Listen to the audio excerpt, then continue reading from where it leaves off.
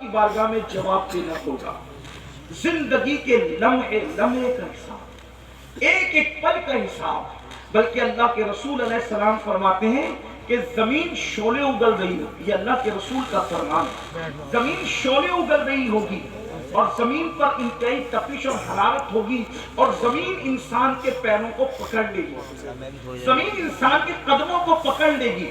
اور جب زمین انسان کے پیروں کو پکڑے گی تو اس وقت تک کہ زمین اس کو نہیں چھوڑے گی جب تک اللہ اس سے چند سوالات نہ کر لے. اور وہ سوال میں سے ایک سوال یہ ہوگا، تو نے اپنی زندگی کہاں گزاری، تیری زندگی کہاں گزری؟ تھوڑا سوچو، تھوڑا غور کرو. پہلا سوال، زمین نے قدموں کو پکڑ لیا ہے.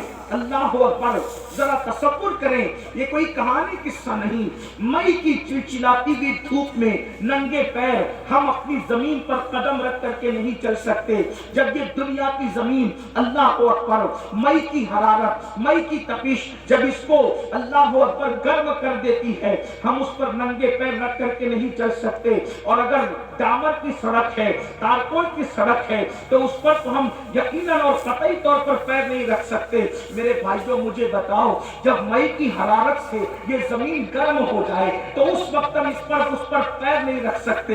اللہ اللہ، اس دن کیا حال ہوگا؟ ہم کیسے کھڑے رہیں گے؟ اور کھڑے رہنے کی طاقت کہاں سے لائیں گے؟ کھڑے رہنے کی قوت کہاں سے لائیں گے؟ اللہ اکبر. جب انسان کے سر اور سورج کے درمیان صرف ایک ہاتھ کا فاصلہ ہوگا. اللہ اکبر. آج سورج اپنی پیٹھ کی طرف سے چمک رہا ہے، اس دن سورج اپنے چہرے کی طرف سے چمکے گا.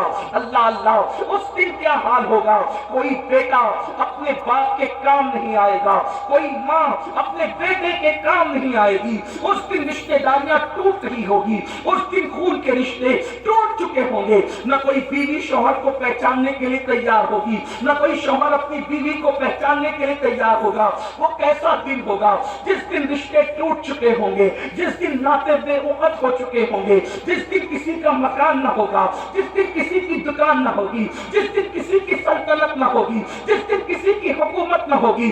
اس دن میرے اللہ کی حکومت کے سوا کسی کی حکومت نہیں، میرے اللہ کی بادشاہت کے سوا کسی کی بادشاہت نہیں. وہ خود فرمائے گا لمن الملک، آج حکومت کس کی ہے، آج ملک کس کا ہے؟ کوئی جواب دینے والا بھی نہ ہوگا. پھر خود ہی فرمائے گا للہ الواحد القہار، آج تو حکومت صرف اور صرف اس کے لیے ہے جو غلبے والا خدا ہے، جو قوت والا رب ہے. اللہ اکبر. ذرا اندازہ تو کرو، ایک وقت وہ آنے والا ہے. میرے بھائیوں اور میری بہنیں بھی اگر موجود ہیں، ان سے پوچھنا چاہتا ہوں، اگر یہ بات کوئی مولوی صاحب بیان کرتے تو لوگ کہتے مولوی نے بیوقوف بنا دیا. کوئی سیاسی لیڈر کہتا تو لوگ اس کا مذاق اڑا سکتے تھے. لیکن اللہ اللہ، یہ غیب کی خبر وہ غیب کا نبی دے رہا ہے جو اپنی زبان سے کبھی اپنی مرضی کے مطابق گفتگو کرتے ہی نہیں، جو اپنی مرضی کے مطابق بات کرتے ہی نہیں. اللہ اکبر. وہ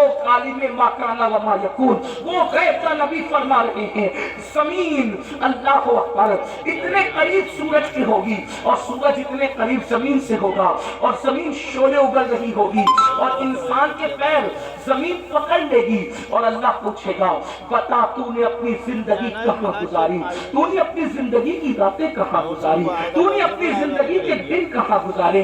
اب آپ مجھے بتائیں. اللہ اکبر. وہ میرے نوجوان جو کبھی جوئے کے اڈے پر، جو کبھی شراب کے اڈے پر، جو کبھی زنا کے اڈے پر، جو موبائل کے اندر گیم کھیلتے بیٹھتے ہیں، جو کرکٹ دیکھتے ہوئے انڈیا پاکستان کے میچ میں اتنے مصروف ہو جاتے ہیں کہ اذان کب ہو رہی ہے انہیں اذان کی خبر بھی نہیں ہوتی. اللہ اکبر. جو نمازوں کو ترک کرتے ہیں، اللہ اکبر، وہ کس طریقے سے اللہ کو جواب دیں گے؟ میرے عزیز، باپ کو جواب دینا آسان ہے، پیر کو جواب دینا آسان ہے، امام کو جواب دینا آسان ہے، لیکن اللہ کی بارگاہ میں جواب کون دے گا؟ جہاں جبریل بھی کلام کرنے کے لیے ڈرتے ہیں، جہاں انبیاء بھی گفتگو کرنے کے لیے ڈرتے ہیں، اللہ اکبر، وہاں ہم کیسے جواب دیں گے؟ زندگی، پوری زندگی کہاں گزاری؟ اب ذرا سوچو تو صحیح، کہاں اٹھ رہے ہو، کہاں بیٹھ رہے ہو، کیا کیا باتیں کر رہے ہو؟ یہ سب اللہ رب العزت کے فرشتے لکھ رہے ہیں. اس دن کے لیے قرآن میں دعوت فکر دیتا ہے. یا ایھا الذین آمنوا اتقوا اللہ ولتنظر نفس ما قدمت لغد. واتقوا اللہ ان اللہ خبیر بما تعملون۔ اے ایمان والو اللہ سے ڈرو، اے ایمان والو اللہ سے ڈرو، اور قیامت کے دن کے لیے کیا عمل بھیج رہے ہو اس سلسلے میں غور کرو۔ قیامت کے دن کے لیے کیا بھیج رہے ہو اس سلسلے میں فکر کرو۔ کیا بھیجا قیامت کے لیے؟ قیامت کے دن کے لیے کیا روانہ کیا؟ کیا عمل بھیجا؟ جھوٹ بھیج کر اپنی جہنم کا سامان کیا یا سچ بھیج کر اپنی جنت کا سامان کیا؟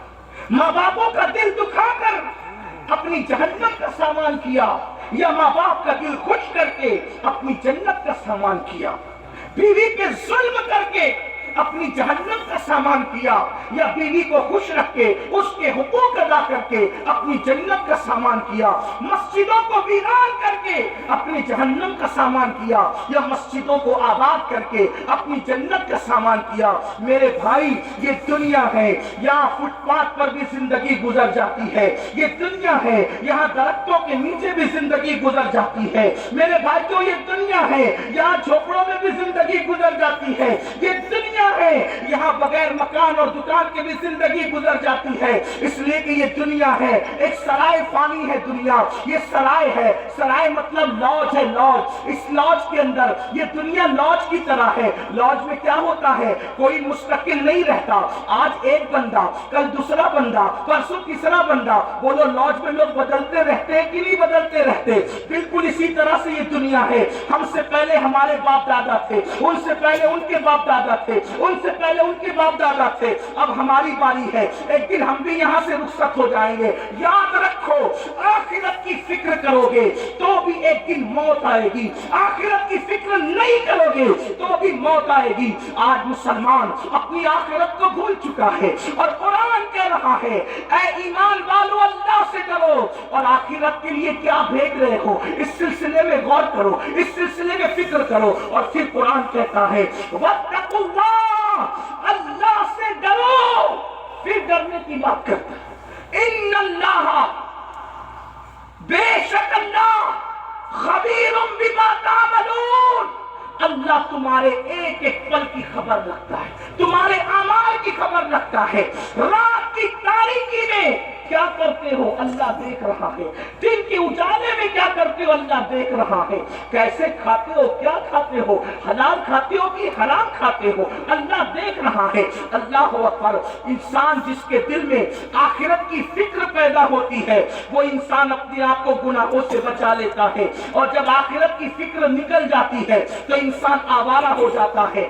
آج مسلم امہ، آج مسلم دنیا اس لیے گناہوں میں ڈوب چکی ہے، آبادی میں ڈوب چکی ہے، عیاشیوں میں ڈوب چکی ہے کہ آخرت کی فکر نہیں، آخرت کا خیال نہیں۔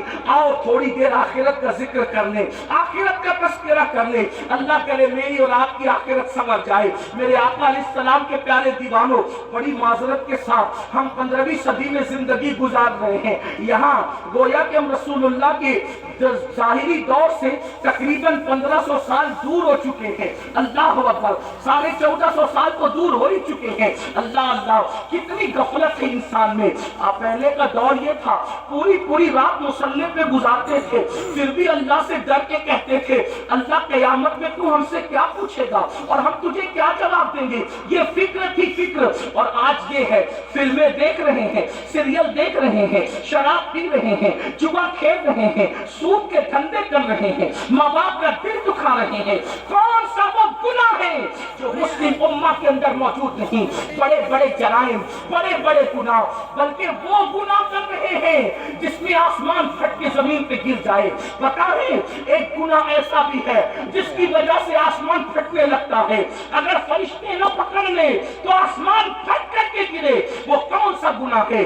اللہ اکبر۔ حضرت سیدنا فقیہ ابو اللیث سمرقندی فرماتے ہیں کہ جب کوئی مرد کسی مرد کے ساتھ بدفعلی کرتا ہے، جب کوئی نوجوان کسی نوجوان کے ساتھ بدفعلی کرتا ہے تو اس وقت اللہ کا عرش کانپنے لگتا ہے، خدا کے عرش پر زلزلہ طاری ہوتا ہے، عرش پر کپکپی کی کیفیت طاری ہوتی ہے، اور قریب ہوتا ہے کہ آسمان پھٹ کر کے زمین پہ گر جائے، فرشتے آسمان کے کونے پکڑ کر قل ہو اللہ شریف کی تلاوت شروع کر دیتے ہیں، اور آسمان کے فرشتے جب قل ہو اللہ احد کی تلاوت کرتے ہیں تو ان کی تلاوت کی برکت سے وہ کیفیت ختم ہو جاتی ہے۔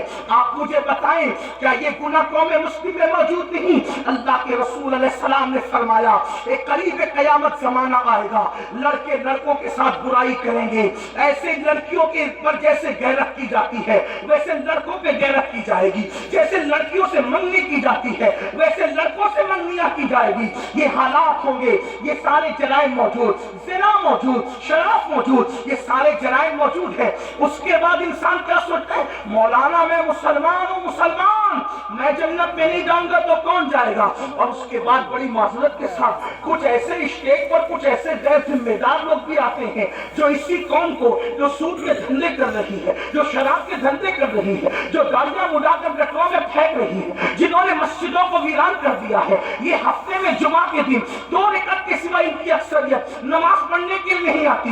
ہاں ہاں، یہ علماء کو 2 کوڑی کا امام کہتے ہیں، یہ علماء کو 2 کوڑی کا عالم کہتے ہیں، اللہ اکبر، علماء کی توہین کرتے ہیں، حالانکہ بندہ عالم کو نائب رسول مصطفیٰ جان رحمت نے فرمایا، یہاں تک فرمایا گیا جو عالم کی توہین کرے گا مرتے وقت اس کی زبان پہ کلمہ نہیں آئے گا۔ یہ وہ قوم ہے، اللہ اکبر، علماء کے حق کو ہلکا جانے، اماموں کی توہین کرے، گناہ پر گناہ کرے، اور اس کے بعد کچھ لوگ ایسے غیر ذمہ دار ہیں، کہتے ہیں فلاں کا چہرہ دیکھو تو جنت مل جائے گی، اور قیامت کیا، قیامت میں تو جو ہوگا دیکھا جائے گا۔ اس طریقے کی بات میں پوچھتا ہوں میرے بھائی، کیا یہ بات صدیق اکبر کو نہیں پتا تھی کہ جو ہوگا دیکھا جائے گا؟ فاروق اعظم کو نہ پتا تھی کہ جو ہوگا دیکھا جائے گا؟ اور تھوڑی دیر فقیر کا درد دل سن لے، اگر اس سوم کے اندر ہو، اگر اس غرور اور گھمنڈ کے اندر ہو کہ جو ہوگا دیکھا جائے گا، میں عرض یہ کرنا چاہتا ہوں، اگر یہ سوچتے ہو نا کہ میں تو عاشق رسول مولانا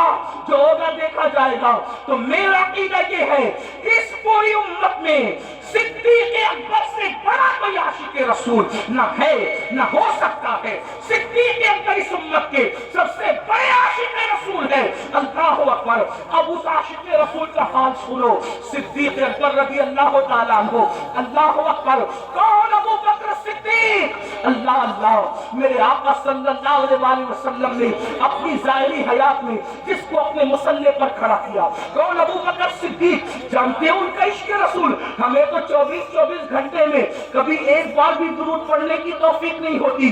ابو بکر صدیق اس ہستی کا نام ہے، سب سے زیادہ رسول اللہ کے ساتھ اگر کوئی رہتا ہے تو وہ صدیق اکبر رہتے ہیں، اور سب سے آخری میں رسول اللہ سے ہٹ کر اگر کوئی جاتا ہے تو وہ صدیق اکبر جاتے ہیں۔ لیکن آپ کو بتاؤں اے میری قوم کے جوانوں، صدیق اکبر جب رسول اللہ کو ان کے گھر اقدس پر، ان کے کاشان اقدس پر، ان کے مقدس مکان پر پہنچا کر صدیق اپنے گھر جاتے تو صدیق اکبر کو بیوی دیکھ کر چین نہیں آتا، بچوں کو دیکھ کر چین نہیں آتا، اپنے گھر کے بستر کو دیکھ کے چین نہیں آتا۔ ابو بکر صدیق اپنے گھر میں تڑپتے رہتے، بے چین اور بے قرار رہتے، یعنی حضور کو دیکھے بغیر ان کو چین نہیں آتا، بلکہ صدیق اکبر کہتے ہیں حضور میری تو تمنا یہ ہے کہ چہرہ آپ کا ہو اور نگاہیں میری ہو، بس میری آنکھیں آپ کے چہرے کو تکتی رہا کرے، بس میری تمنا یہ ہے۔ صدیق اکبر اپنے گھر کو لوٹ کر جاتے تو بے چین رہتے، جب بے چینی برداشت نہیں ہوتی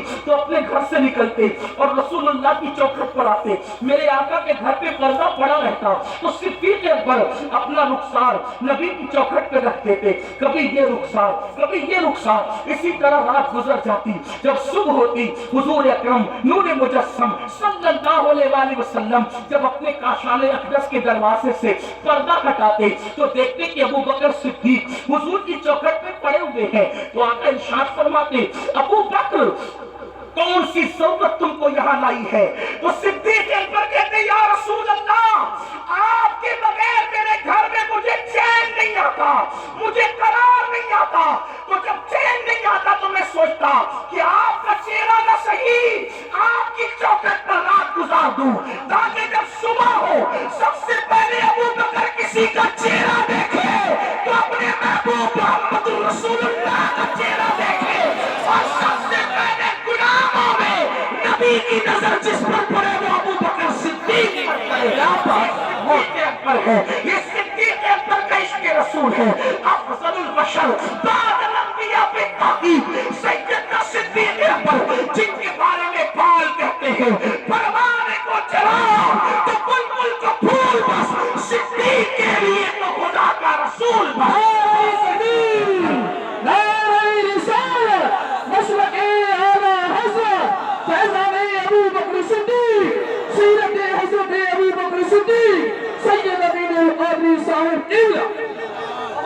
زندہ باد۔ آقاؤں کے نام کے ساتھ میرے نام کا نعرہ نہ لگا۔ صدیق اکبر،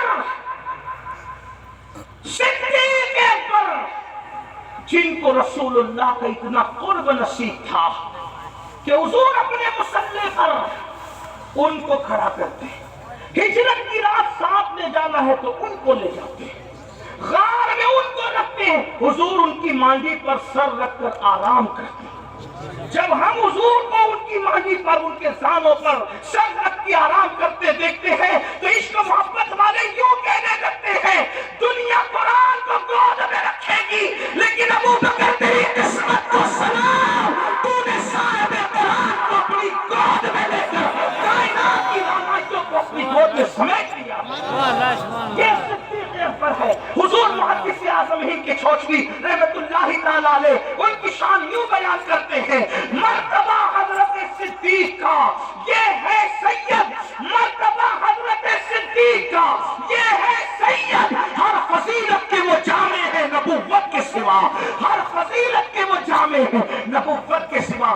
اب سننا، وہ ابو بکر صدیق جو پوری رات عبادت کرے، وہ ابو بکر صدیق جن کی شان میں قرآن کی آیتیں نازل ہو، وہ ابو بکر صدیق جس کی تعریف مصطفیٰ جامع رحمت کرے، سوچو کیسے ہوں گے صدیق؟ ان کو تو آخرت سے بے فکر ہو جانا چاہیے تھا کہ رسول اللہ میری تعریف کرے، وہ بھی کیسے تعریف کر رہے، اللہ اکبر۔ ایک مرتبہ حسان بن ثابت میرے آقا کی نعت لکھ کر لائے، ذرا کان کھول کے سن لو میرے بھائیوں، صدیق اکبر کی شان کیا ہے اور پھر ان کی فکر آخرت کیا ہے۔ اللہ اکبر، حسان بن ثابت رسول اللہ کی شان میں نعت لکھ کے لاتے ہیں، کنز الاموال میں روایت موجود ہے، میرے آقا نے کہا کیا حسان کا حضور میں نعت لایا، فرمایا او حسان تم میری شان میں لکھ کر لاتے ہو، کبھی میرے ابو بکر کی شان میں بھی کچھ لکھا ہے؟ کبھی میرے ابو بکر کی شان میں بھی کچھ لکھا، اس کی شان میں بھی لکھو جس کی منقبت نبی رحمت لکھو ہے، جس کی منقبت سید الکونین لکھوائے، سید العالمین لکھوائے، پوری دنیا جس کی شان بیان کرے، وہ شان والا نبی حسان کو کہے کہ حسان میرے ابو بکر کی شان لکھ، وہ صدیق اکبر ہے، وہ صدیق اکبر ہے۔ لیکن اب سن لو، وہ میری قوم کے جوان جو جمعہ کی 2 رکعت کبھی بے وضو پڑھتے ہیں کبھی بے غسل پڑھتے ہیں، اس پہ ہنسنے کی بات نہیں، میں کوئی لطیفہ نہیں کہہ رہا ہوں، توجہ کرنا، بے غسل اور بے وضو اس لیے کہہ رہا ہوں کیونکہ 35 سال کا ہو گیا ابھی تک غسل کرنا بھی نہیں سیکھا، جب نہانا ہوا اٹھا کر کے پالٹیاں بال لیا، شاور کے نیچے کھڑا ہو گیا، پتا بھی نہیں 35 سال کا ہوا، 3 4 بچوں کا باپ ہوا، نہانا بھی نہیں سیکھا، 25 سال سائنس اور ٹیکنالوجی کو سیکھنے میں لگا دیا جس سے دنیا سمجھ۔ میں مخالف نہیں ہوں، میں تو کہتا ہوں سکھاؤ، ستاروں کے آگے جہاں اور بھی ہے، ابھی عشق کے انتہا اور بھی ہے، تو شاہی ہے پرواز ہے کام تیرا، تیرے سامنے آسماں اور بھی ہے۔ آپ سائنس کے ایجادات کی بنیاد آپ نے رکھی ہے، میں سائنس کا مخالف بالکل نہیں، بلکہ ہم تو کہتے ہیں سائنس جتنی ترقی کرے گی اسلام کا حسن اتنا بے نقاب ہوگا۔ ہم جغرافی اور ٹیکنالوجی کے مخالف نہیں، لیکن شکایت ہمیں اتنی ہے کہ آپ نے جس سے دنیا سنورتی تھی ان علوم کو سیکھنے کے لیے 25 سال لگا دیے، مگر جس سے آخرت سنورنی ہے ان علوم کو سیکھنے کے لیے آپ نے 25 دن بھی اپنے علماء کو نہیں دیے۔ بتاؤ کتنے لوگ غسل کرنا جانتے ہو، کتنے لوگ وضو کرنا جانتے ہو، وضو کتنے لوگ اس کے تقاضے اور آداب سے واقف ہے؟ جو کام وضو اور غسل میں ناقص ہو پوچھو مفتی اعظم سنبھل جلوگر ہیں کہ کیا جن اعضاء کو دھلنے کا حکم ہے وضو میں، اگر بال برابر بھی جگہ سوکھی رہ جائے تو کیا وضو ہوگا؟ نہیں ہوگا۔ آپ بتائیں، مگر میری قوم کو کون سمجھائے؟ جمعہ کی 2 رکعت پڑھتے ہو، ان میں سے بہت سارے لوگ بغیر وضو اور بغیر غسل کے، کیا جواب دو گے اللہ؟ یہ دنیا ہمیشہ کی نہیں ہے۔ بڑے بڑے بادشاہوں نے اس دنیا میں حکومت کی، آج ان کی قبروں کا نشان بھی نہیں ہے، کیونکہ انہوں نے آخرت کی تیاری نہیں کی۔ کہاں ہے فرعون کی قبر؟ دولت پا کر وہ ایسے ہی عیاش ہوا تھا جیسے آج کل کے مالدار عیاش ہو گئے۔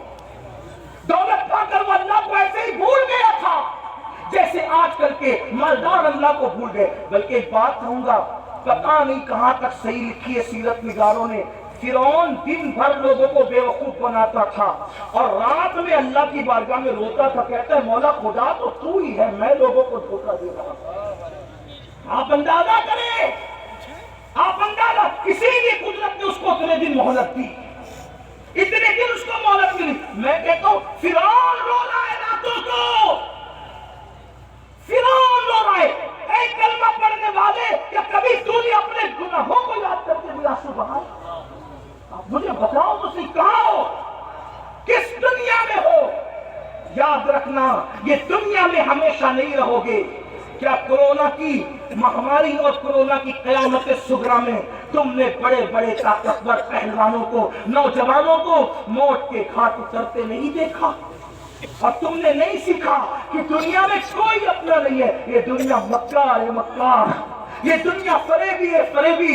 اسی دنیا میں ہم نے کورونا کے دور میں چھوٹی سی عمر میں دیکھا کہ باپ کے جنازے میں بیٹا شریک نہیں ہوا، بیٹے کے جنازے میں باپ شریک نہیں ہوا، دادا کے جنازے میں پوتے شریک نہیں ہوئے، پیروں کے جنازے میں مریدین شریک نہیں ہوئے، مریدوں کے جنازے میں پیر شریک نہیں ہوئے۔ ذرا سوچو تو صحیح، یہ دنیا ہے، اس مکار دنیا کا کیا حال ہے؟ میرے امام کہتے ہیں شہد دکھائے، زہر پلائے، قاتل دائم شوہر کش، اس مردار پہ کیا للچایا، دنیا دیکھی بھالی ہے۔ میرے بھائیو، آخرت کی تیاری کرو، جس دن موت کی ہچکیوں سے، جس دن موت کے تلخ جام سے یہ آنکھیں بند ہو جائے گی اور جسم کا تعلق روح سے ٹوٹ جائے گا، میرے بھائی تیری فیکٹریاں، تیری کمپنیاں، تیرے اے ٹی ایم، تیرے پی ٹی ایم، تیرے بینک بیلنس، تیری زمین، تیری جائیداد، تیرے مکان، تیرے محلات، تیری بیویاں، تیرے بچے، کچھ تیرا نہیں ہوگا۔ یہ ایک جھوٹے خواب کی طرح دنیا ہے۔